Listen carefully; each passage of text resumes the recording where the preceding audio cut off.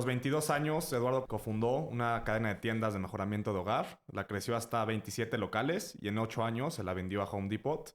Cuando eso terminó, tomó un portafolio de terrenos familiares en estructura y los convirtió en uno de los grupos turísticos e inmobiliarios más importantes de América Latina, Grupo Cuestro. Un grupo que hoy controla más de 2.200 hectáreas en Los Cabos, opera el único Ritz-Carlton Reserve en México, está construyendo la primera atracción de olas artificiales para surfear en Latinoamérica y se asoció con Discovery Land Company para desarrollar El Dorado, un club de golf de lujo en Los Cabos, donde George Clooney, vacacionando, tuvo la idea de crear su Tequila Casamigos. Lo que más nos interesa de Eduardo es cómo piensa para tomar decisiones. En este episodio vas a aprender cómo se crea un desarrollo turístico en México, por qué el mayor riesgo para un destino no es la competencia, sino su propio éxito, y cómo decide qué desarrollar y cómo invertir. Este episodio es sobre negocios, cómo se construyen, cómo se sostienen y qué separa un negocio que dura a uno que desaparece. Nuestro invitado es Eduardo Sánchez Navarro. Hola Eduardo, pues muchas gracias por estar aquí. Y para empezar con una introducción de qué has hecho, cómo empezó tu carrera y qué ha pasado a lo largo de tu vida empresarial. No, pues gracias a ustedes, Nico, Fran, por pensar en mí. ¿eh? Bueno, pues yo nazco aquí en México en 1971 y hago mi carrera en la Anáhuac. Estudio Administración de Empresas en la Anáhuac y luego hago un posgrado en Comercio y Negocios Internacionales. Entonces, bueno, hay un poco de la parte de la estudiada. Y arranco a trabajar, la verdad que arranco a trabajar bastante chavo, antes de terminar la carrera. Yo terminé la carrera como a los 21 años y en el último semestre empiezo trabajando en, en unas tiendas que se llaman Homart, que la verdad es una historia padre porque es una historia en donde teníamos nosotros un terreno muy bueno ahí por la zona de Lomas Verdes y estábamos pensando, mi papá y sus socios, qué hacer. Era un terreno con una vocación comercial importante. Y pues dijimos, bueno, vamos a hacer un Price Club, ¿no? Un Sam's Club. Y teníamos algo de relación con los Walton de Walmart. Platicamos con ellos, muy buena relación, pero claro, en ese momento que se estaba abriendo el mercado, pues ellos decidieron asociarse con Cifra, que eran las bodegas Aurrera, que tenían evidentemente pues, mucho más expertise que nosotros. Nosotros no teníamos nada más que el terreno. Y, y empezamos a ver diferentes opciones, desde hacer un club de precio nosotros hasta un Toys R Us, que afortunadamente no nos fuimos por el Toys R Us porque no creo que hubiera jalado, hasta analizar una empresa que estaba creciendo de forma muy importante en Estados Unidos, que era Home Depot, que era cosas para el hogar. Y, y dijimos, bueno, pues vamos a arrancar con eso. Y entonces mi experiencia fue muy padre porque me tocó desde poner los racks, o sea, fui pues, prácticamente el primer empleado, ¿no? Desde poner los racks hasta pasar por todas las áreas de Homart. Le pusimos Homart porque en ese momento se estaba abriendo el mercado y estaban llegando Walmart, Kmart, o sea, empresas de estas. Y el mexicano, pues le gustaba ir a comprar a estas tiendas que estaban llegando de extranjeras, ¿no? Y entonces abrimos la primera tienda en octubre de ¿Cuántos 1993. años tenías? ¿22? Yo tenía 21 años. 21 años o acaba de cumplir 22. La abrimos en octubre del 93 y fue un exitazo. La verdad, desde que la abrimos fue un exitazo. La tienda vendió el primer año lo mismo que vendían este tipo de tiendas en Estados Unidos. Ya con Pues ya marca. para eso era un éxito tremendo para mí. Y en la parte mía, les digo, estuvo muy padre porque me tocó pasar por todas las áreas. Me tocó pasar por construir la tienda, por recibo, por cada uno de los departamentos. Nosotros teníamos 10 departamentos dentro de la tienda, ¿no? Que si baños, cocinas, pintura, madera, puertas, en fin, así teníamos 10. Y yo pasé por todos y pasé desde pues, ser el vendedor, ¿no? Hasta jefe de los departamentos en tienda, hasta obviamente hasta el corporativo, hasta la dirección, ¿no? Pero estuvo muy padre porque lo que me generó, yo les diría, es un tema mucho de disciplina. Estas tiendas, eh, sus días más importantes son los fines de semana. Es cuando más gente va a comprar. Y entonces, pues yo tenía que trabajar los fines de semana. Y cuando abrimos esto nos trajimos a un par de ejecutivos de Estados Unidos que conocían el negocio y se manejaba como una empresa muy institucional. Y el haber trabajado en una empresa muy institucional, pues te da un tema, pues mucho de disciplina. O sea, tienes que ir, checar el reloj, trabajar los fines de semana, que era lo más fuerte. En cuanto a ventas, eh, son, son tiendas, pues digo, de autoservicio donde tienes muchísimo contacto con los clientes. Eh, en ese entonces me acuerdo bueno, pues obviamente las tiendas a seguir para nosotros eran Home Depot en Estados Unidos. Y entonces me puse a leer el libro de Home Depot, ¿no? De los fundadores que habían hecho Home Depot, que se llaman Arthur Blank. Y, y decían ellos, habían donado el acuario de Atlanta, ellos son de Atlanta, Bernie Marcus y Arthur Blank, habían donado el acuario de Atlanta para la gente de Atlanta, ¿no? Y entonces la gente les agradecía y ellos contestaban, no, les agradecemos nosotros a ustedes porque ustedes son los que hicieron Home Depot, porque cuando arrancaron ellos iban con su libreta y le preguntaban a cada uno de los clientes de Atlanta donde abrieron, oye, ¿cómo ves la tienda? ¿Qué le falta? ¿Qué más necesita? ¿Qué más harías? Y iban tomando nota de todo esto y gracias a eso crearon lo que es Home Depot, ¿no? Entonces, bueno, pues obviamente te dice lo importante que es estar cerca de tus clientes, escuchar a tus clientes, porque pues, al final de cuentas nos debemos a nuestros clientes. Entonces, bueno, arrancamos eso en octubre del 93 y les digo, fue una historia muy padre porque empezamos a crecer y a crecer hasta el grado de llegar a abrir 27 tiendas. 27 tiendas. Y en el 2001 se nos acerca Home Depot para comprarnos. Ellos habían arrancado ya en México, pero en Monterrey, le habían comprado a Grupo Alfa unas tiendas que se llamaban Total Home. Y ya habían arrancado, estaban en Monterrey, pero no estaban en la Ciudad de México. Nosotros ya estábamos prácticamente en todo el país, a excepción de Monterrey. Y entonces se podía complementar bien, se podía complementar bien. Y para ellos era muy importante México porque habían tratado de ir a Chile y Argentina y no habían sido exitosos. Habían sido exitosos en Canadá, obviamente en Estados Unidos, pero el crecer hacia el sur con México era muy importante. Entonces, pues sabíamos que teníamos ahí la verdad, una carta bajo la mesa de la importancia que tenía para ellos. Pero fue una historia pues más o menos larga porque empiezan a abrir ellos, empezamos a abrir nosotros y prácticamente llegamos a un acuerdo con ellos en el 2001 de que nos iban a comprar. Y en el 2001 pasó lo de 9/11, lo de las Torres Gemelas.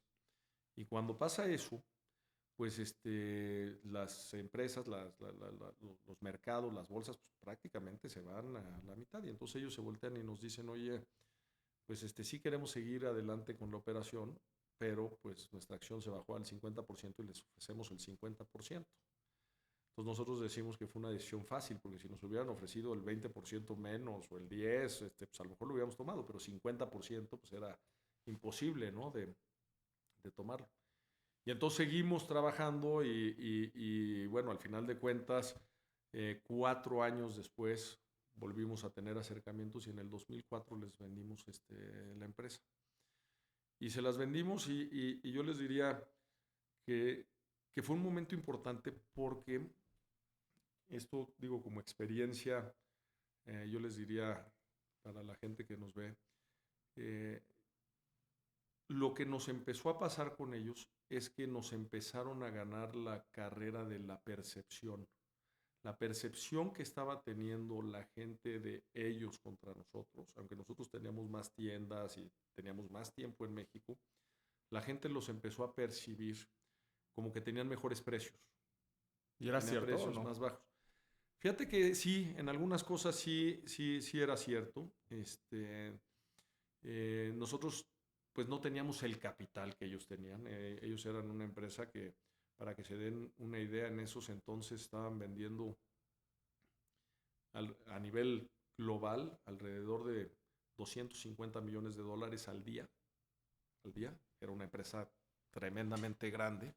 Podían tener precios muy, muy competitivos. Podían pagarle a los proveedores perfectamente a tiempo. Entonces, pues nosotros no teníamos ese capital, nos financiábamos un poco, de repente nos apalancábamos un poco con los proveedores pues, les empiezan a dar más prioridad a ellos, que pagaban perfectamente a tiempo, ponen precios pues más bajos, nos empiezan a ganar la carrera de la percepción, y cuando te ganan la carrera de la percepción en un negocio como esos, pues es complicadísimo después darle la vuelta. Es como si tú ahorita dices, oye, voy a ir al súper y dices, oye, pues para ti, ¿quién es el que tiene la percepción de ser el más barato? Y a ese vas a ir, ¿no? Al menos de que encuentres que en esa semana hay unas ofertas muy interesantes o muy buenas, pues te vas a ir por lo general a donde creas que tiene el mejor precio, ¿no? Entonces nosotros, que somos unos... Eh, pensamos que Chedraui tiene los mejores precios, pues vamos a Chedraui, ¿no? Porque esa es la percepción que tienes. Pero esa carrera de la percepción en un negocio como esos es muy importante. Y cuando nosotros nos dábamos cuenta que ya la estábamos perdiendo, esa percepción, yo te diría, fue el mejor momento para vender. Porque si no hubiera sido muy difícil competirles en el mediano y largo plazo. ¿Y les afectó la evaluación? O sea, los de Home Depot sabían que ustedes estaban viendo esto, la percepción, y les afectó la evaluación cuando vendieron. Yo creo que ellos no lo sabían. Yo creo que ellos no lo sabían. Incluso tuvimos una experiencia interesante con ellos, en donde cuando se cayó la operación en el 2001, y luego tuvimos ese periodo, pues dijimos, oye, ¿sabes qué? Pues vámonos a Monterrey y vamos a poner una tienda y vamos a vender a costo.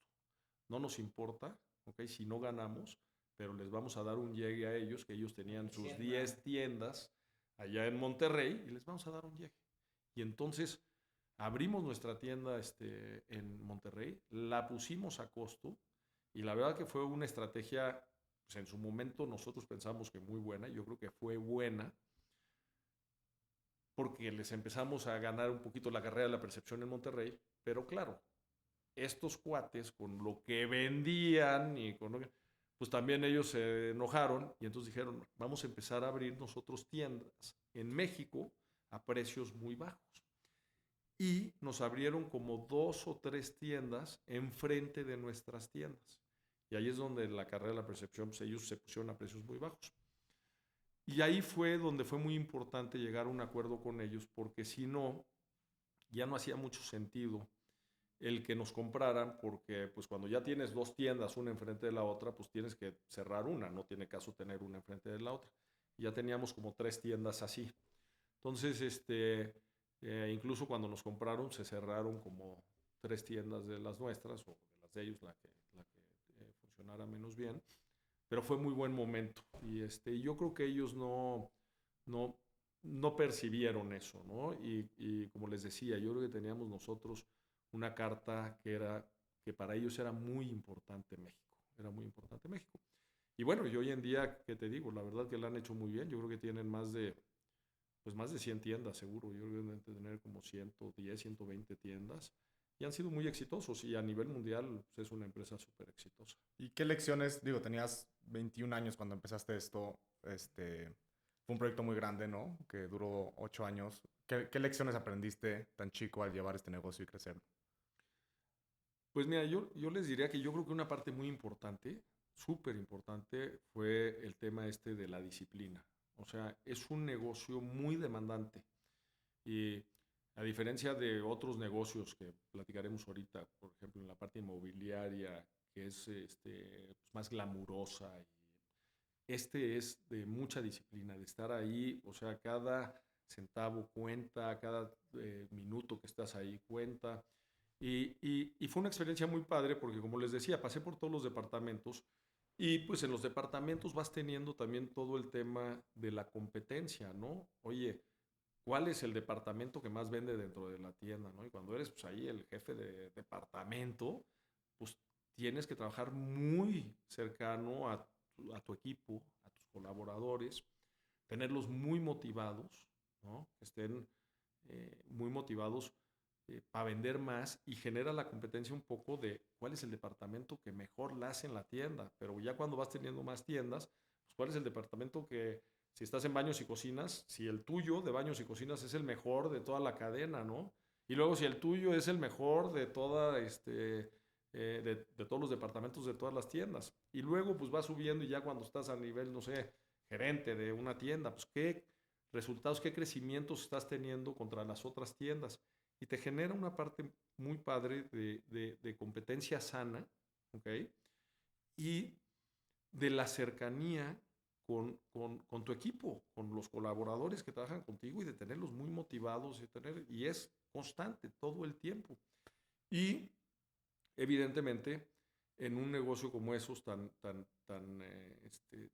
detallista, pues de dar el ejemplo y de estar ahí, porque si tú no estás todos los días ahí y no te están viendo y no te están, pues no hay, digo, puedes hablar y decir lo que quieras, pero si no realmente lo haces con el ejemplo, ¿no?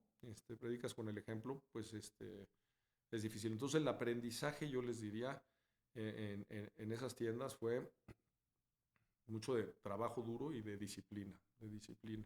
Liderar, por ejemplo, y estar ahí en las tiendas en los días que necesites estar ahí, ¿no? Sobre todo el fin de semana. Sí, y con historias muy padres, porque los fines de semana, pues de repente, ya sabes, pues, estás ahí trabajando en el departamento de cocinas y llegaba pues gente conocida y era de mucho orgullo, ¿no? Estar ahí trabajando y vendiéndoles y veías que era también de mucho orgullo que ellos te vieran, pues que a los 21, A la 22, chamba. 25 años estés trabajando los fines de semana, Cansado, ¿no? pero ahí, ¿no? Sí, sí, sí. O sea que fue una etapa muy padre, la verdad. Y la aprendí mucho, yo les diría, también un poquito a la dinámica de los americanos. Porque aparte, fíjate, en el corporativo, ya cuando estábamos en la parte corporativa, porque digo, la parte de las tiendas me habrá durado, no sé, un par de años y luego ya pasamos a en la parte corporativa era un horario muy americano. Trabajábamos de 7 de la mañana a 4 de la tarde, corrido. Entonces te levantabas muy temprano, 7 a 4 y a las 4 terminabas de trabajar. Yo la gente prefería, ¿no? Llegar a su casa temprano y... Sí, yo creo que sí. A ver, yo creo que hay un poquito para todo, pero el sistema que se tenía en esas tiendas era de 7 a 4 y fue un sistema, la verdad, que ¿Qué dinámica viste culturalmente y así de como hacerlo como los americanos versus los mexicanos y qué beneficio tenía llevar tus tiendas como los americanos? Bueno, yo en ese entonces pues no había trabajado antes, ¿no? Entonces para mí fue la primera experiencia de trabajar con este equipo de ejecutivos americanos. Pero por ejemplo el tema de lo del horario pues, me gustó mucho en la parte corporativa. Era también una práctica, yo te diría, un poquito más relajada en el sentido de vestuario. Era muy de trabajo. Tú ven, no tienes que venir vestido de saco, corbata, no tienes, sino que tienes que venir a trabajar.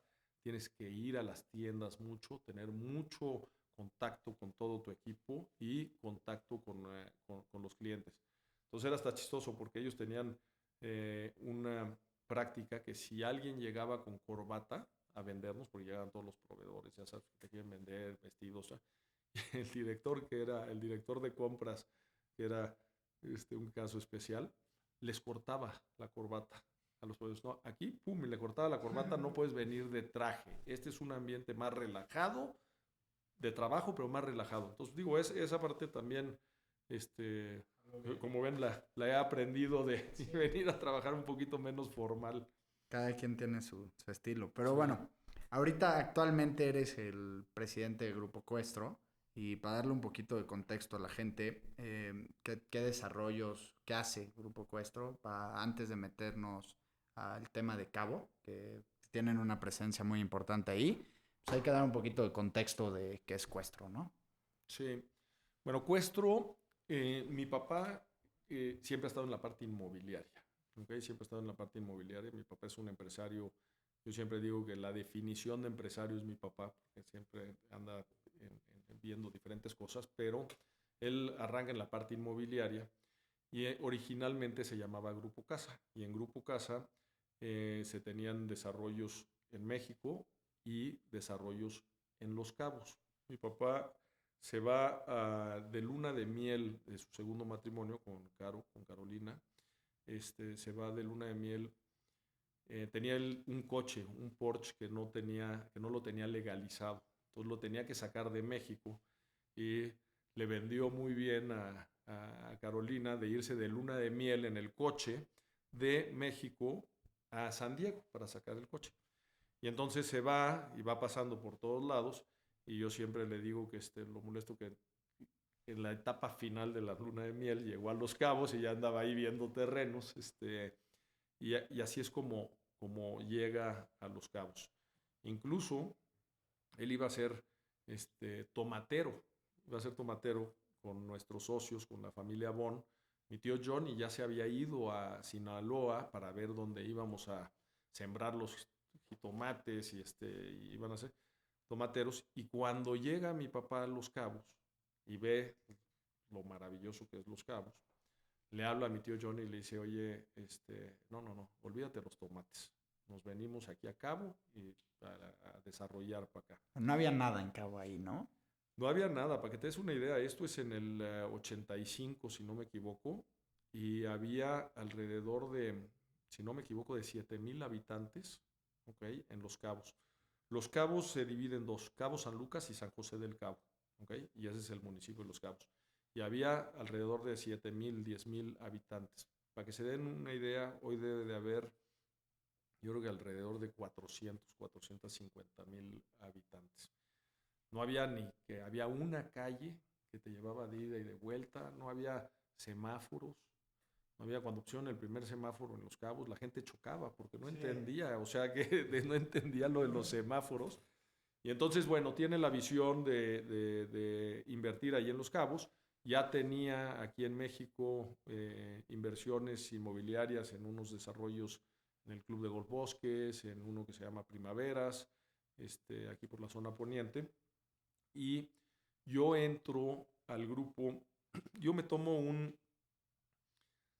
cuando estaba en Homart, me invita a un grupo americano a encabezar una plataforma de estas de .com, de business to business, y entonces me hacen la verdad una propuesta bastante atractiva y me salgo y me voy a la parte de esta plataforma, abro una plataforma que se llama Net Construcciones, que era una especie de sección amarilla, pero online. O sea, tú te metías y podías ver a todos los constructores a todos los proveedores de la parte de construcción.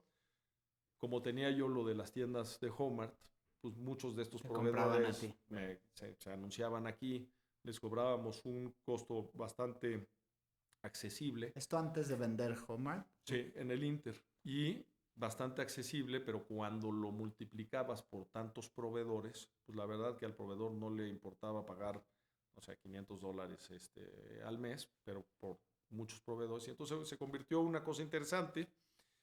Y como al año me dice mi papá, oye, a ver, ya quiero que te vengas para acá de regreso, quiero que te vengas como director del grupo, en ese entonces Grupo Casa, en la parte inmobiliaria, y avísame porque si no te vas a venir, pues tengo que tomar decisiones.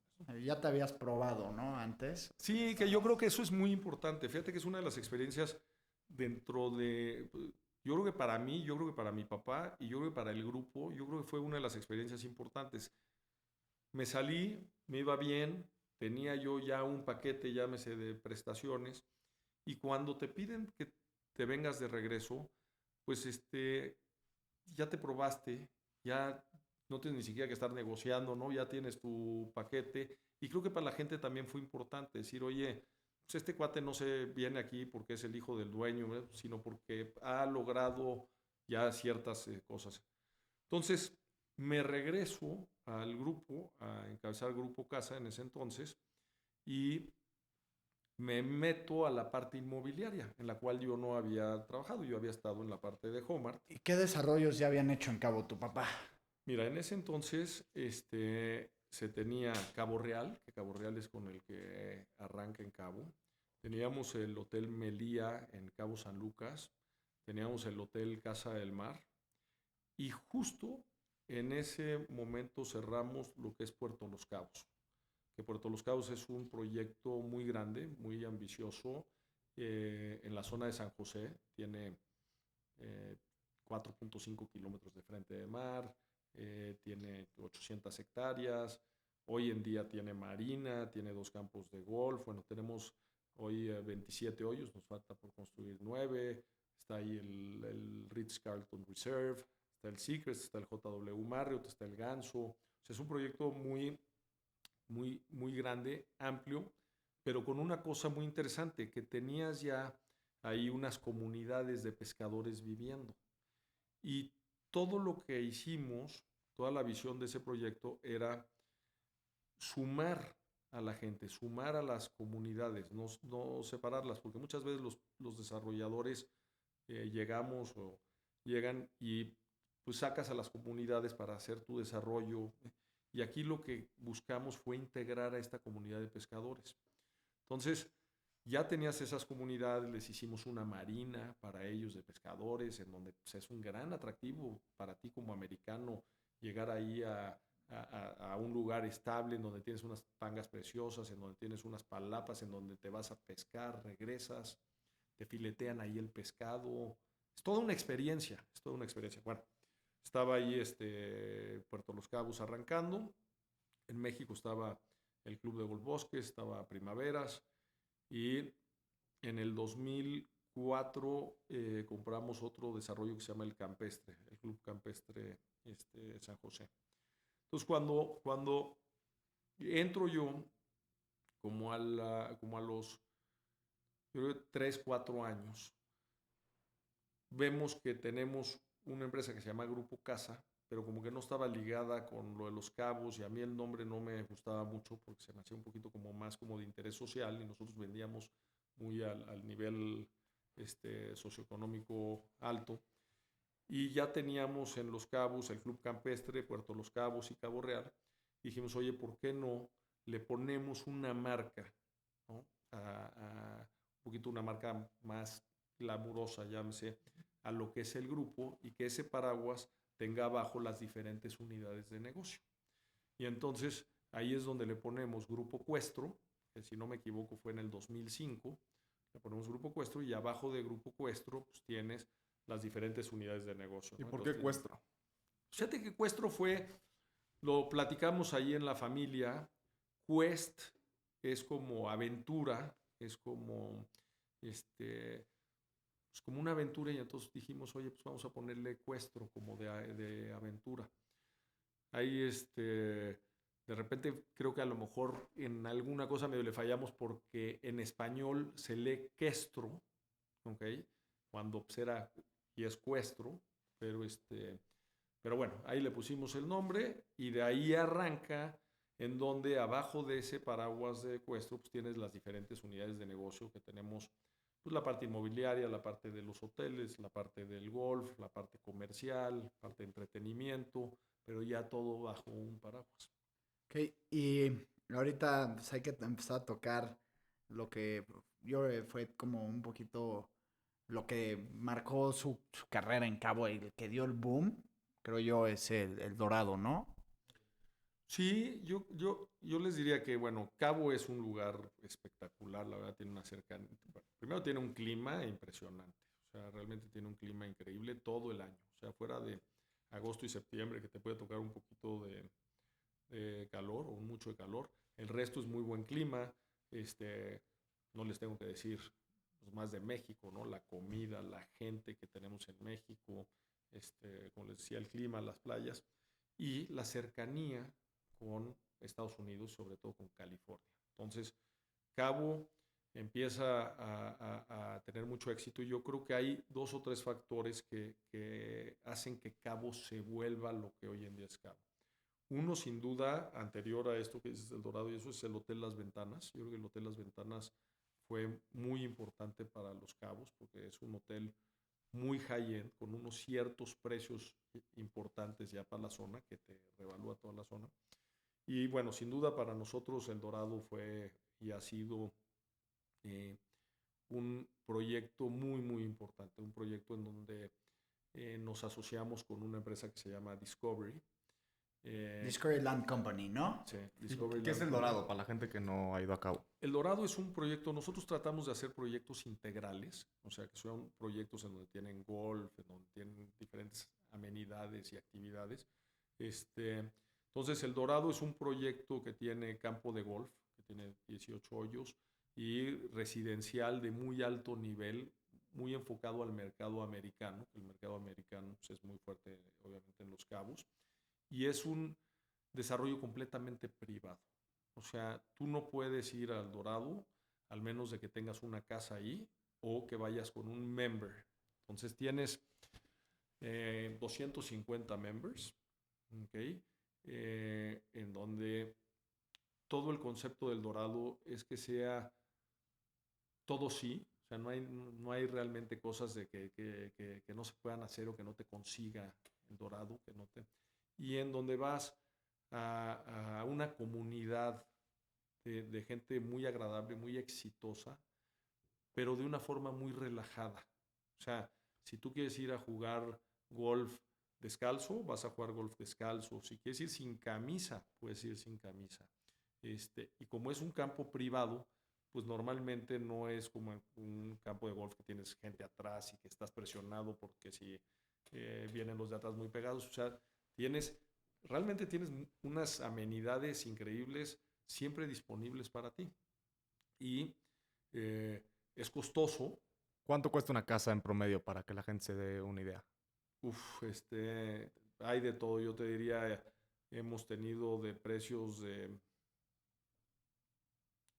4 a 40 millones de dólares. O sea, son precios que pueden llegar a ser muy elevados. Es para gente hiper exitosa en Estados Unidos, ¿no? O sea, atletas, Sí, celebridades, hombres de negocios. tenemos muchos celebrities, muchos atletas, productores, gente muy exitosa en Estados Unidos y que aparte se vuelve un lugar donde hacen mucha comunidad en donde pueden estar muy relajados, que yo creo que es el gran éxito que ha hecho El Dorado y que ha hecho mi socio, que se llama Mike Melman, que es el chairman de Discovery, que hoy en día tiene alrededor de 25 proyectos, pero lo que ha logrado son, digo, varias cosas, pero dentro de las importantes, generar comunidad y dos, de una forma muy relajada, porque cuando tú estás en estos desarrollos, estás relajado y entonces pues, te sientas a platicar con el de al lado y también está muy relajado y entonces se vuelve la comunidad, pero se vuelve también un lugar de mucho networking, en donde muchos de estos pues han hecho cosas ya incluso, o hemos hecho cosas juntas. Ahorita que estabas platicando eso de las cosas que han hecho juntas, quiero contar una historia, creo que es bastante interesante que la gente sepa que salió de ahí, ¿no? Casamigos. Casamigos es una de ellas, por ejemplo. Y Casamigos, para los que no sepan, pero yo creo que ya mucha gente sabe, es un tequila que sale en El Dorado. Ahí nos compró George Clooney y nos compró Randy Gerber y Cindy Crawford, muy amigos de Mike, y deciden hacer un tequila de amigos. La verdad, primero empezó como, según lo que ellos cuentan, que pues no les gustaba, y no les gustaba el sabor de algunos o de los tequilas que en ese momento estaban probando, que querían algo más suave, en fin. Total, hacen varias mezclas, logran llegar a una mezcla que es la de Casamigos y lo hacen un poquito como amigos. Arrancan y cuando se empiezan a dar cuenta pues digo, que tenía ya más que ser para amigos, sino ya como un negocio, les quiero decir que a mí, Mike me dijo, yo era el primero, iba a ser el primer inversionista en entrar en la primera ronda de Casamigos. De Casamigos. ¿Por qué no entraste? Y no entré porque al final de cuentas nunca hicieron esa primera ronda. O sea, hicieron la parte de ellos, donde fondearon la empresa, y nunca tuvieron que levantar una primera ronda con gente de fuera, en donde yo iba a tener mano de entrar en eso y no pude, junto con otro americano que se llama Ron Burkle, y no pudimos entrar en esa primera ronda. Bueno, total, ya no les digo, pero de ahí sale Casamigos, lo que al final de cuentas se vuelve una historia de éxito tremenda. Acaban vendiéndole la empresa en $1 billion a Diageo y me quedo fuera. Pero no nada más eso. Después, mis primos los Bon, junto con otros americanos ahí de la comunidad del Dorado, hacen el tequila de Código. No sé si lo han visto, pero sí. Código. Y arrancan, y lo que hacen muy inteligentemente es que invitan a varios de la comunidad del Dorado a ser socios minoritarios, pero para que todos estén metidos, y hacen este tequila, Código, al cual sí me invitaron. Ajá. Y no tuve la visión de entrar. Y se lo acaban de vender también hace como 1 año y medio, yo creo 2 años. Le vendieron el 50% a Pernod Ricard en unos montos también loquísimos. Entonces me he quedado fuera de esas dos, sí. De esas dos iniciativas de tequila. Pero. De ahí sale, ahorita vamos a entrar a eso, ¿no? De lo que sale hay que guardarlo un poquito para la sorpresa del final, para que se les quede guardado el nombre, ¿no? Me parece muy bien. Oye, pero sí lo que... Pero bueno, a estas comunidades lo que generan es esto. O sea, han salido negocios muy importantes de esa gente que está ahí muy relajada. Y para muchos es una inversión, ¿no? O sea, oye, compro una casa aquí, pero la gente que logro conocer y la plusvalía que tiene. Y la plusvalía. Y fíjate, les cuento una cosa que yo creo que también como experiencia para la gente que nos está viendo, que yo creo que fue muy importante en El Dorado. O sea, tienes esta parte de la comunidad, tienes, en fin, todo lo que hemos platicado, pero yo les diría, yendo a Los Cabos, fue también un parteaguas porque los precios del Dorado se volvieron precios muy altos y eso hace que pues todos los desarrollos o las zonas alrededor pues también ajusten y suban los precios. Y luego que tienes a gente pues muy líderes de opinión, o sea, ahí tienes a gente muy líder de opinión que van y te promueven el destino, te promueven Los Cabos.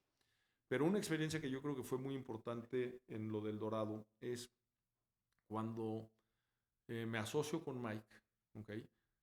Nosotros teníamos un campo de golf ahí que se llamaba El Dorado, que era un campo muy exitoso.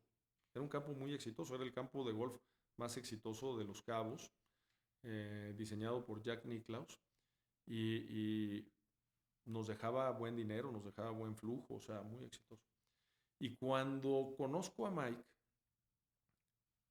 me saca un master plan en donde movían los hoyos que teníamos de golf de frente de mar para atrás y hacían residencias donde estaban los hoyos de golf. Y yo lo que les diría es, la experiencia fue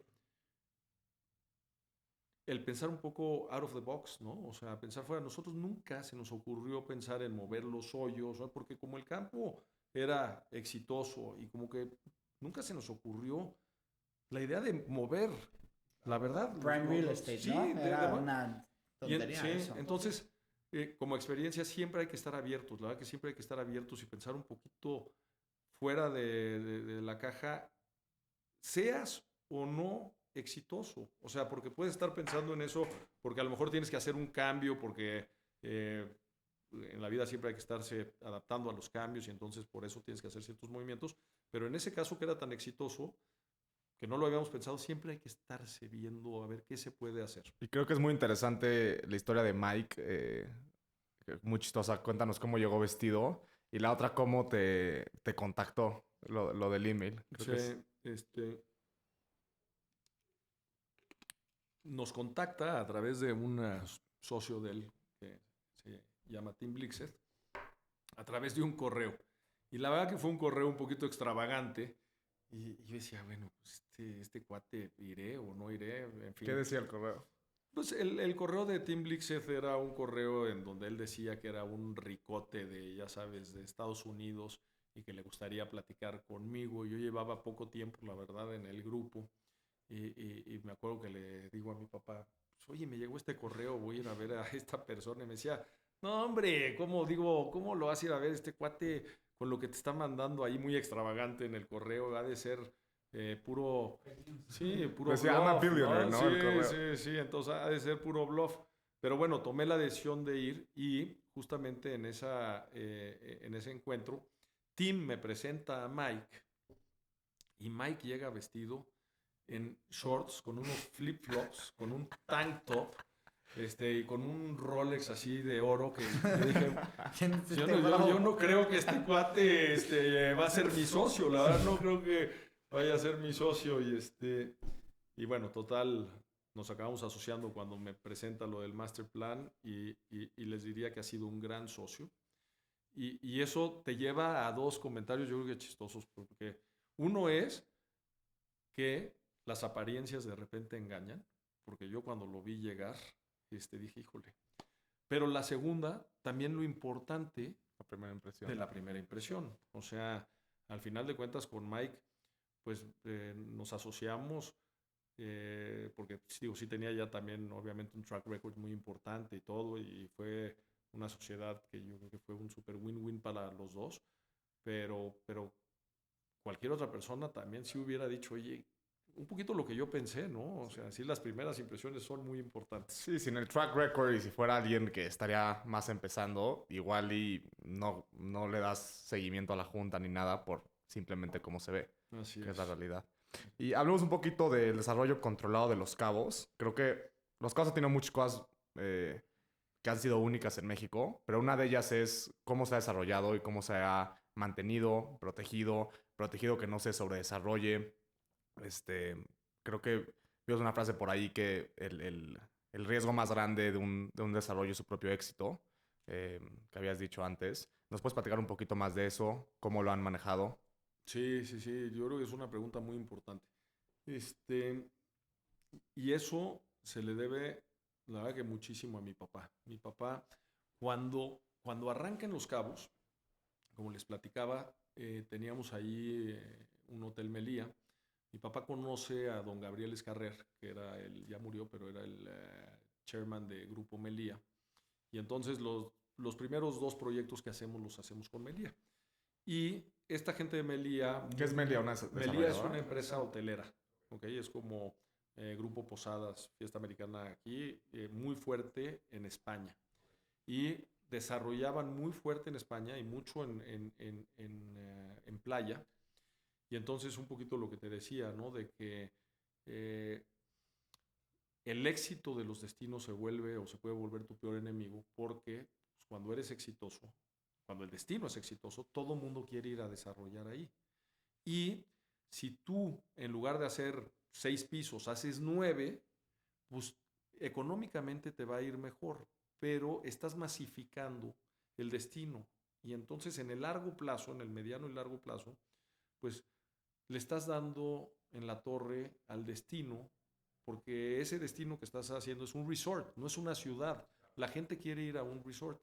Y si tú lo masificas, pues pasa lo que nos ha pasado en Acapulco, lo que nos ha pasado en Cancún y lo que está pasando ya en Vallarta, a diferencia de Punta Mita y Nayarit, que lo están haciendo muy bien, pues porque lo han masificado y llegas y ya son unas torres tremendas y entonces, bueno. Entonces, don Gabriel le dice a mi papá, oye Eduardo, tienen que mantener el destino y tienen que controlarlo y tienen que poner reglas. Y entonces se hace el PDU, que el PDU es el Plan de Desarrollo Urbano. Ya hoy en día pues, tienes en todos lados PDUs, son los planes de desarrollo urbano. ¿Esto lo haces con el gobierno o cómo hace Esto PDU? lo hace el gobierno, exacto, lo hace el gobierno. Lo que pasa es que en el caso de Los Cabos, pues, cuando estás hablando que estábamos arrancando, que había 10,000 habitantes, que mi papá se involucra muchísimo en hacer ese plan de desarrollo urbano y que sea un plan de desarrollo urbano que no sea denso, que no te vayas a más de 6 pisos y que se mantenga la calidad. Entonces, ese yo les diría es de los puntos más importantes, tener un PDU que se cumpla, ¿ok? Para que no se masifique en los lugares. Y el segundo punto que fue, o que ha sido muy importante en Los Cabos, es lo que les comentaba de los DTIs, de los desarrollos turísticos integrales. Cuando tú tienes desarrollos tan grandes, ¿ok? Son desarrollos a muy largo plazo. Y la gente, los desarrolladores, los cuidamos mucho porque vamos a estar ahí metidos, pues les decía, Puerto Los Cabos viene del 2001, estamos en el 2026 y nos faltan 15 años más. Entonces, estás cuidando el destino, porque si el destino no lo cuidas, pues le das en la torre a tu mismo desarrollo. Y dos, tú controlas lo que pasa dentro de tu desarrollo. Entonces, tienes el PDU, pero aparte tú tienes el control dentro de tu desarrollo. Entonces, Los Cabos se ha formado en base a DTIs. Tienes Palmilla, tienes Cabo del Sol, tienes Cabo Real, tienes El Dorado, tienes Puerto Los Cabos, o sea, y cuidamos mucho esa parte del destino, porque si no, pues llegan obviamente desarrolladores que a lo mejor no van a estar metidos a tan largo plazo y quieren hacer en un terreno más chico, más densidades, porque les deja más, y pueden llegar a ser muy agresivos con las autoridades, de pedir favores, y las autoridades que pues desafortunadamente están, muchos de ellos corto plazo, ¿no? O sea, los presidentes municipales están 3 años, o sea, nada. Digo, ahorita tuvieron una reelección, pero ya lo están regresando a que sean 3 años. Pues no están viendo realmente el largo plazo. Y no están incentivados tampoco, ¿no? Porque si tú eres un desarrollador que tienes un proyecto a 25 años, tú tienes un gran interés en que la zona se mantenga y crezca de una manera que te beneficie. Si eres alguien que está pensando a muy corto plazo, pues obviamente puede llevar a este tipo como de tentaciones, ¿no? Que como hacer más dinero a corto plazo. Llega un desarrollador a incentivarte. Claro. Y entonces ahí es donde la verdad no funciona. Entonces, y yo les diría que es un tema pensando de aquí hacia adelante, ¿no? Para los destinos que tenemos, que tiene que ser muy controlado, tiene que ser muy controlado. Nosotros siempre hemos pensado que esto debería de ser, obviamente cada destino tiene que tener su PDU, pero debería de ser calificado por alguien. O sea, tiene que ser, porque si tú no tienes un dulce o un castigo, ¿no? Alguien que te premie si lo cumples o que te castigue si no lo cumples, pues entonces se vuelve más complicado. Entonces, nosotros pensamos que a nivel federal, la Secretaría de Turismo debería de revisar que estos PDUs que se autoricen se cumplan y que si se cumplan tenga un beneficio el destino y que si no se cumpla tenga un castigo. ¿Y crees que en Los Cabos se logró hacer? Porque siempre está esa tentación, ¿no? Esa como presión de que seguro hay nuevos desarrolladores que siempre quieren entrar y romper estas reglas. Pero ¿crees que se pudo mantener el orden porque eran tan pocos empresarios con tanto como influencia? Sin duda, sin duda. O sea, lo que ha generado esto en Los Cabos es que tienes a un grupo limitado de grandes desarrolladores con mucha influencia en el destino y con intereses alineados por el destino a largo plazo. Entonces siempre estamos cuidando de que no se rompan o tratar de cuidar que no se rompan estas reglas. Cuando vemos que se está de repente rompiendo uno, que se está yendo un edificio para arriba o algo, pues somos los primeros en levantar la mano y en cuidar el destino. Claro. Y la seguridad es otra. Muchos de estos destinos, como Puerto Vallarta, por ejemplo, pues muchos americanos, especialmente de ese nivel, no se sentirían cómodos teniendo su casa ahí, ¿no? Por la inseguridad en México. ¿Cómo le han hecho en Los Cabos para tener un lugar con suficiente como seguridad que estos extranjeros de alto poder adquisitivo se sientan seguros y cómodos? Sí, a ver, el turismo, el factor número 1 es la seguridad. Si tú no tienes seguridad en un destino, la gente deja de ir, pero así, ¿eh? O sea, entonces lo tienes que cuidar como prioridad número 1. Obviamente lo que ya platicábamos, ¿no? La gente, el servicio, todo es muy importante, ¿no? Tenemos la gran fortuna de tener a nuestro vecino Estados Unidos, que nada más para que se den una idea, nosotros recibimos en México, si no me equivoco, alrededor de 50 millones de turistas extranjeros al año, ¿ok? Alrededor de la mitad de esos son americanos, ¿ok? Vamos a pensar 25 millones. Bueno, ¿cuántos habitantes tiene Estados Unidos? Estados Unidos tiene 350 millones de habitantes. O sea, no estamos recibiendo ni el 10% de nuestro vecino, que son nuestros vecinos con un poder adquisitivo impresionante, que les quedamos a tiro de piedra, que la verdad en su mayoría están enamorados con nuestras playas, con nuestra gente, con la comida. Con la comida. Entonces tenemos un potencial tremendo. Y luego estas gentes, o sea, los americanos son también los que aparte pueden venir, te compran primero un tiempo compartido, luego una casa y luego se van a estas casas pues, ya más importantes. Entonces, gente, digo, realmente gente muy importante para nosotros. Pero ¿qué buscan y qué quieren? Seguridad. Y eso se los tienes que dar. En el caso de Los Cabos, este mismo grupo de empresarios, pues, al final de cuentas, pues es un grupo de empresarios que nos sentamos en una mesa y que tomamos decisiones muy rápido, en conjunto. Y que si tenemos que apoyar ciertas cosas, las apoyamos. Nosotros hemos apoyado a la Marina ya con cuarteles, en fin, pero tomamos las decisiones muy rápido. A diferencia, por ejemplo, de que si tú te vas no sé, voy a poner el ejemplo de Cancún, en donde tienes a muchos desarrolladores, en donde dicen, oye, bueno, pues hay que apoyar esto, y tú dices, oye, yo ya voy de salida, ¿sabes qué? Yo no voy a apoyar. Y entonces, pues aquí Fran dice, no, pues si Nico no va a apoyar, ¿por qué voy a apoyar yo? Y entonces ponerse de acuerdo entre tanta gente ha sido más complicado. Y esa es la gran ventaja que hemos tenido en Los Cabos, que nos sentamos en una mesa, podemos tomar decisiones, que somos desarrolladores muy a largo plazo, que estamos muy comprometidos con el destino y pues ha facilitado, yo te diría, el tema de Los Cabos. Y una lección muy, muy importante que creo es que todos los mexicanos estamos alineados en lo mismo. O sea, al gobierno le conviene que estos extranjeros vengan y gasten dinero. A la gente en estas comunidades, si hay desarrolladores como tú que no como que intentan dividirlo, ¿no? Sino intentan como integrarlo, pues estos precios en dólares hacen que ganen muchísimo más dinero. O sea, hay un profesor de tenis o de golf o lo que sea ya gana probablemente 3, 4, 5 veces más que en otro lugar de México. Y para los desarrolladores también, que si logramos todos como mexicanos pensar a largo plazo, al final le va a ir mejor a todos. Sin duda, sin duda. O sea, a ver, yo creo que, digo, lo ves, ¿no? En el sector de Los Cabos, sector turismo, lo que gana la gente, la igualdad.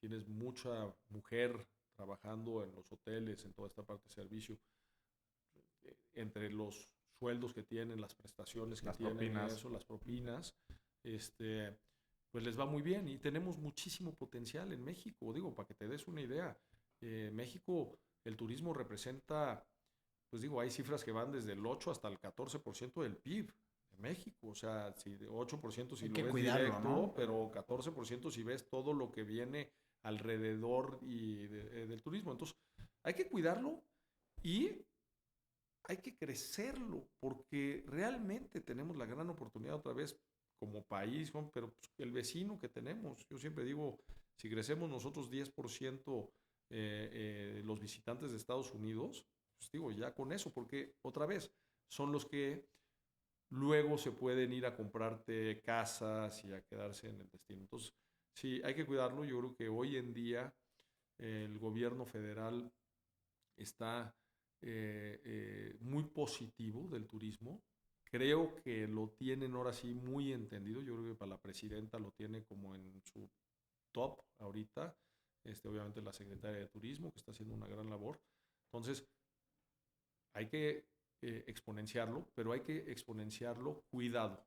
Cuidado. Se tiene que cuidar porque si no, pues la verdad le vas dando en la torre a los destinos, como ya nos ha pasado en varios, si no los cuidas, y hay mucha competencia, hay muchísima competencia. Hoy en día, si nos vamos para el sur, pues la gente los americanos están empezando a descubrir y a viajar a esos lugares y lo están haciendo en gran parte de estos bien. Entonces lo tenemos que hacer mejor.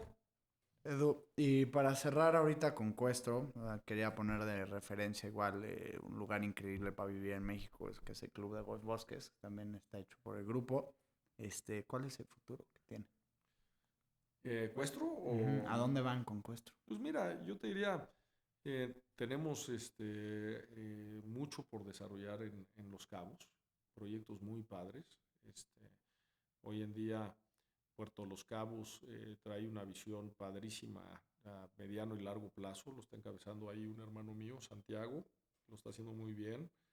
Diego, mi hermano, está haciendo un proyecto muy novedoso, un surf park, un parque de surf que que la verdad es que... Una ola perfecta. Todas las Artificial, veces. Sí, una ola artificial que la verdad se lo vio en algún lugar, se le ocurrió traerlo a Cabo con una gran visión. Yo no lo hubiera pensado porque Cabo pues, es un lugar de surf y Ujú. pues lo está haciéndolo con mucho éxito. Y la verdad se antoja porque es una ola perfecta Sí, siempre, ¿no? claro. Entonces, para surfear, Saliendo de tu casa, ¿no? Aparte. saliendo de tu casa, Y es el primer lugar en Latinoamérica, ¿no? Que tiene olas artificiales. yo creo que sí, yo creo que sí. Entonces, digo, traemos el Ritz, toda la parte residencial del Ritz, que ahí va muy bien. Entonces traemos, la verdad, traemos muchos proyectos, nuevos hoteles, algo con temas de entretenimiento. Acabamos de cerrar un hotel que vamos a hacer con Universal, que va muy enfocado al Kids. entretenimiento. Este, mm, Aquí al lado del Reino Animal vamos a hacer también ahí un proyecto de entretenimiento también, de conciertos al lado de las pirámides. Entonces, digo, la verdad es que muchas cosas en Se el... viene interesante, ¿no? Sí, sí, sí, sí. Siempre hay que estar ahí, Todo dar.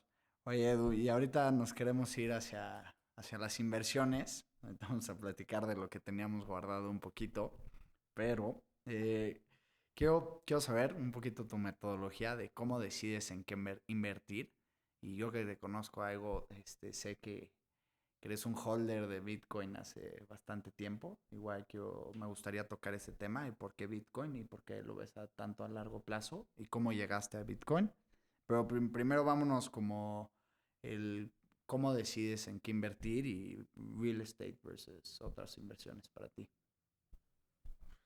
bueno, a ver, yo creo que la parte de la inversión, pues obviamente hay oportunidades que te pasan por enfrente y que hay que saber cuáles agarras y cuáles no, y hay otras que creas, ¿no?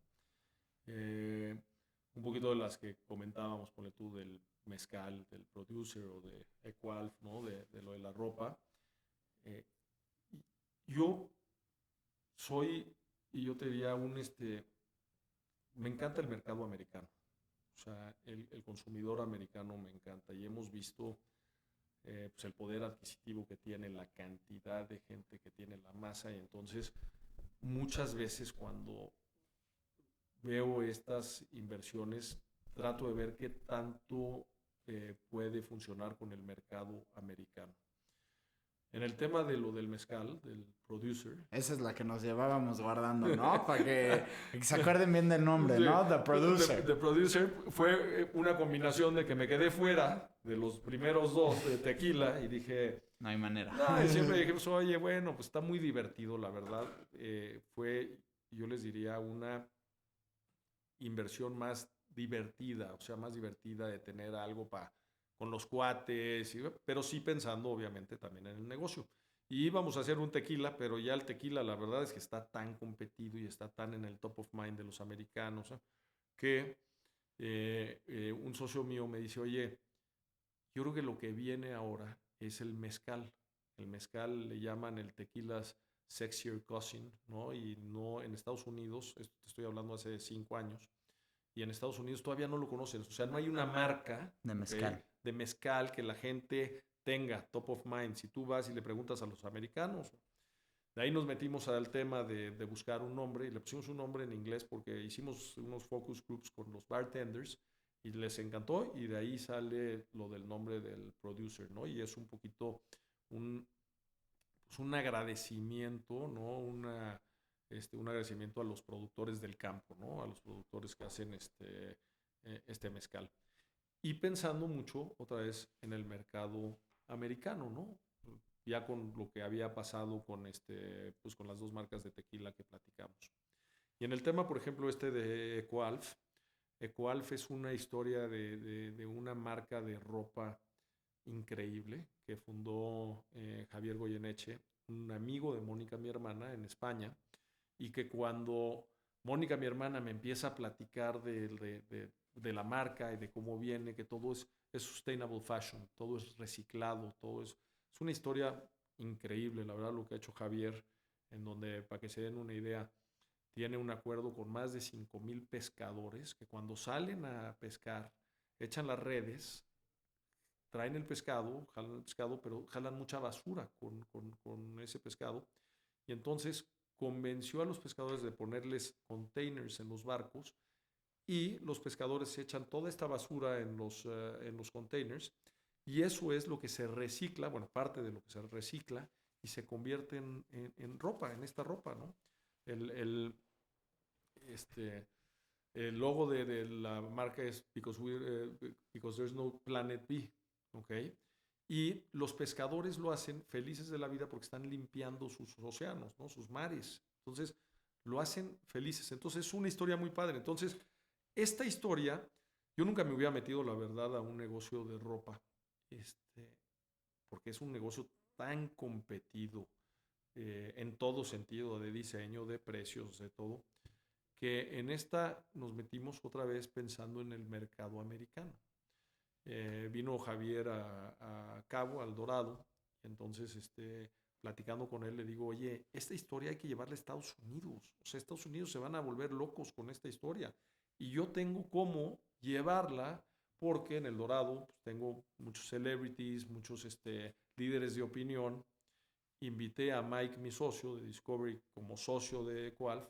Y la idea es llevarlo a Estados Unidos, pero llevarlo a Estados Unidos porque tiene una historia realmente increíble. Si no, no lo hubiera hecho. Entonces, de ahí viene un poquito, yo te diría, esa parte de las inversiones que he hecho. En la parte del...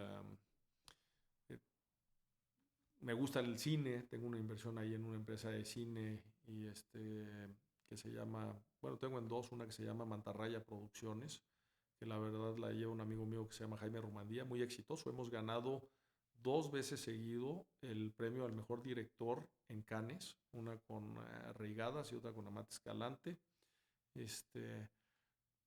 Fue un negocio que la verdad empecé allí hace como 20 años por la emoción de asociarme con mi amigo y lo he hecho muy bien y ha sido pues, un negocio divertido, glamuroso, digo, y básicamente, ¿no? Básicamente, pues la parte que tenemos de real estate, que es en lo que más nos enfocamos, ¿no? Obviamente en la parte de desarrollos y en la parte de hoteles. Y tanto la marca como el mezcal, corrígeme si estoy equivocado, pero mucho es de crear percepción, ¿no? O sea, pues mucha gente compra este tipo de marcas, por la percepción que da y la marca que tiene y las asociaciones. ¿Qué lecciones aprendiste en el negocio tanto de marca como de mezcal, de cómo poder crear esta tipo de percepción en estos negocios que es tan importante? Sí, sin duda. A ver, digo, yo te diría, la gente sigue mucho a los líderes de opinión en cualquier sentido, ¿no? Desde empresarios exitosos hasta celebrities, hasta atletas. Entonces, pues hay que estar con la gente que puede transmitir este mensaje, independientemente de que tienes que tener un gran producto, porque si no tienes un buen producto, por más de que tengas una buena... Entonces, hay que tener un gran producto. Si no han probado el Producer, que sé que lo han probado, pero es un gran producto. Y luego, pues tienes a estos líderes de opinión que nos ayudan, ¿no? A promoverlo. En el tema de la ropa, pues es lo mismo. La verdad que es un gran producto, o sea, es un gran producto, pero cuando tú te pones esta ropa, no nada más te estás poniendo un gran producto, sino que le estás haciendo un bien al país. Entonces, pues tienes como que Una incentivo razón. adicional, ¿no? Oye, me estoy vistiendo con algo muy cómodo, de súper calidad, pero aparte le estoy haciendo un bien al país. Entonces, contar esa historia, pues es muy potente, ¿no? Es muy potente para la gente. Porque si dijeras, oye, bueno, es que la ropa, híjole, está incómoda o está... No, es muy cómoda y le está haciendo un bien al país. Entonces yo creo que tiene un potencial tremendo. La verdad, yo creo que tiene un potencial tremendo. Edu, ¿y al Bitcoin cómo llegaste? Fíjate que al Bitcoin llegué por un por un familiar mío que de repente me empezó a decir, oye, tienes que estar viendo esto. Yo creo que esto ¿Hace cuánto?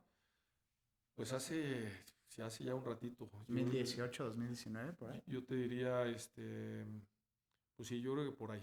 Yo creo que por ahí 2017, 2018. Y bueno, pues él un convencido completamente del Bitcoin. Eh, empecé a probar un poco y bueno, pues la verdad es que ha sido algo muy exitoso, ¿no? El Bitcoin, aunque ahorita trae un ajuste, pues llegó hasta $120,000 cada Bitcoin. Hoy en día está en 70,000, si no me equivoco.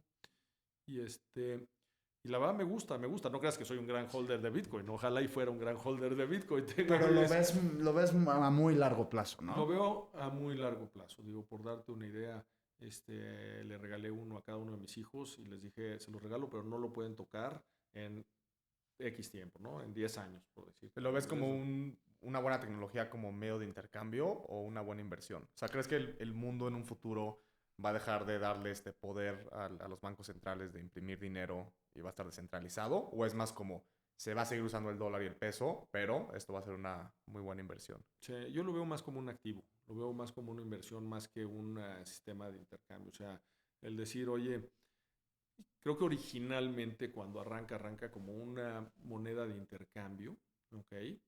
Yo creo que hoy en día yo por lo menos lo veo más como un activo, como un Sí, real como un estate, commodity como más, sí, ¿no? en donde al final de cuentas tienes un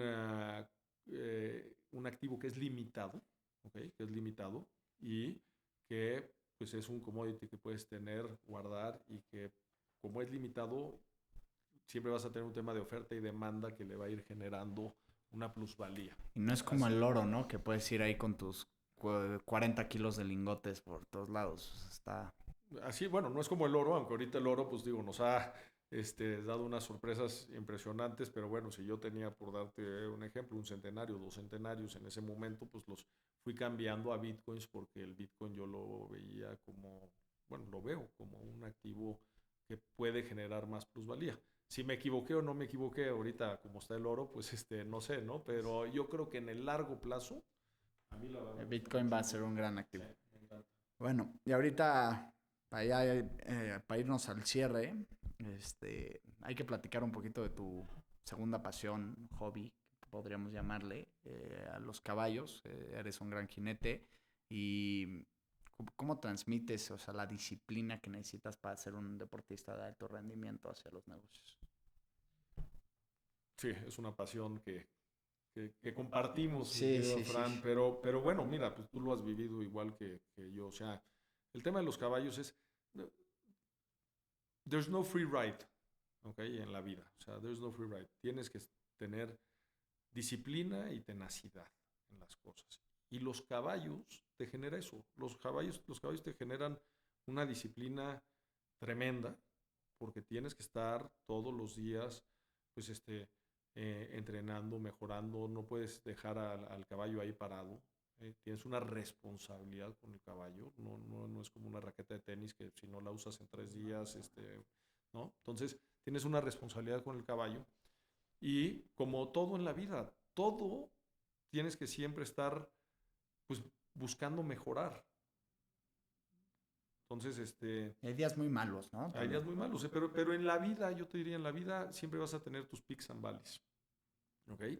Y eso solo lo solucionas, pues, con disciplina y con tenacidad.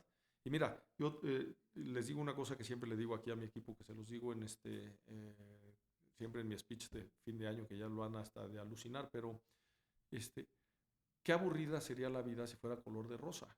Si todo fuera fácil, ¿no? Color de rosa, sería muy aburrida. O sea, es muy importante tener estos peaks and valleys para que cuando tienes estos valleys, te pongas a trabajar, los superes, salgas adelante y los disfrutas. Porque realmente le metiste tanto esfuerzo y tanto trabajo que es el reconocimiento al trabajo. Si no tuvieras ese reconocimiento a todo ese esfuerzo que haces, ¿no? Entonces, en el caso de los caballos nos ha dado mucho eso, porque tienes días muy buenos y tienes días muy malos y siempre tienes que estar mejorando. Entonces, te da una disciplina tremenda, ¿ok?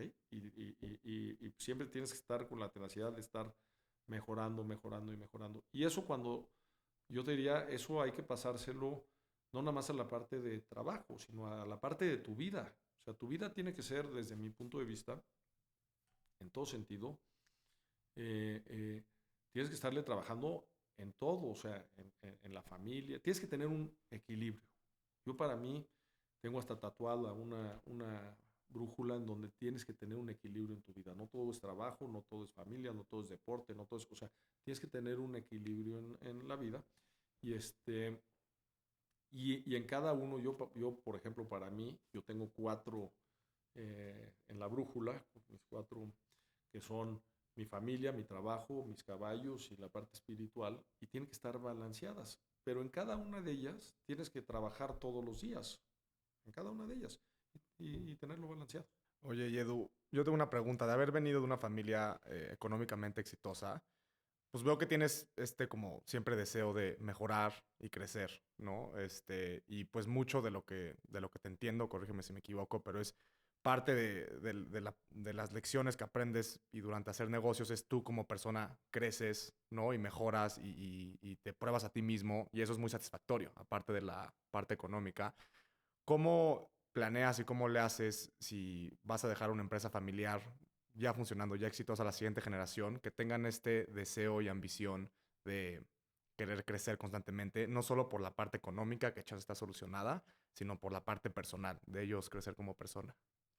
Sí, mira, sí vengo de una familia empresaria. La verdad, mi abuelo era un gran empresario, muy disciplinado. Mi papá es un gran empresario. Entonces, y yo te diría, traemos eso un poco en la sangre, ¿no? Lo hemos vivido. Otra vez lo que decía antes, tú puedes hablar mucho, pero el ejemplo, ¿no? Es lo que realmente, eh, sí. Y entonces, pues en el caso de mi abuelo, en el caso de mi papá, grandes empresarios. Viendo hacia las siguientes generaciones, yo creo que es muy importante, pues obviamente, la planeación,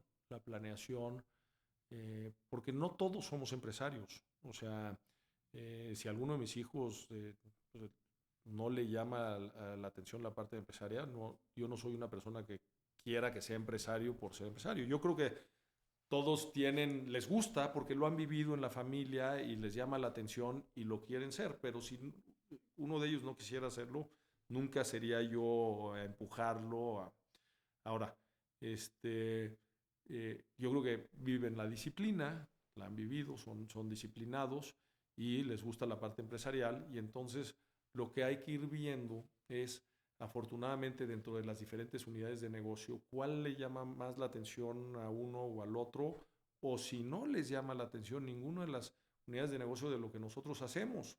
Porque yo siempre les he dicho, oye, si quieren arrancar algo ustedes, por su parte, y eso van a tener mi apoyo, ¿no? Obviamente siempre y cuando haga sentido, pero van a tener mi apoyo, no necesariamente se tienen que venir a trabajar a la empresa familiar. Nosotros en nuestro caso, pues hemos ido haciendo una planeación, ¿no? De mi papá a los hermanos, que la estamos haciendo con tiempo y yo creo que eso es yo tenía una responsabilidad de cada familia, de cada líder de la familia, de hacer esta transmisión planeada para que el día de mañana no haya diferencias o problemas entre las familias. Para nosotros, en nuestro caso, lo más importante es la familia. Y si tienes todo perfectamente claro, entonces no tienes problemas.